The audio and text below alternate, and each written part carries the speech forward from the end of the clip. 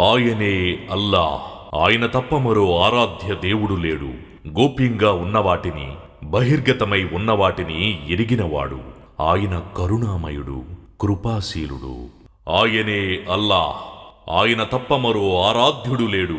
ఆయనే రాజాధిరాజు, పరమ పవిత్రుడు, లోపాలన్నింటికీ అతీతుడు, శాంతి భద్రతల ప్రదాత, పర్యవేక్షకుడు, సర్వశక్తుడు, బలపరాక్రమాలు గలవాడు, పెద్దరికం గలవాడు.